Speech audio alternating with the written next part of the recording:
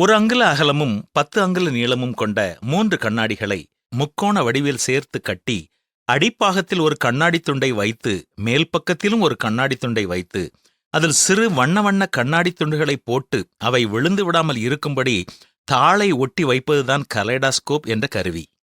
இதை மெதுவாக திருப்பினால் உள்ளே பார்க்கும் பொழுது வெவ்வேறு வடிவங்கள் உண்டாகும். ஒவ்வொரு சின்ன சின்ன அசைவுகளுக்கும் வித்தியாசமான வண்ண டிசைன்கள் தெரியும். இன்று பலர் பரிசுத்த வேத புத்தகத்தை இப்படித்தான் பயன்படுத்துகிறார்கள்.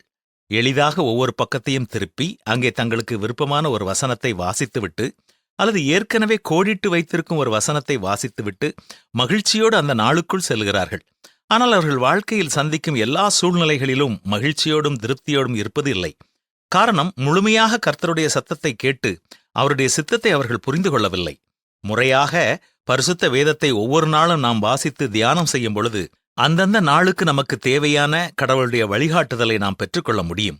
கர்த்தருடைய வேதத்தில் பிரியமாயிருந்து இரவும் பகலும் அவருடைய வேதத்தில் தியானமாயிருக்கிற மனுஷன் பாக்கியவான். அவன் செய்வதெல்லாம் வாய்க்கும் என்றுதான் பரிசுத்த வேதம் தெளிவாக கூறுகிறது. என்ன, கடைபிடிப்போமா?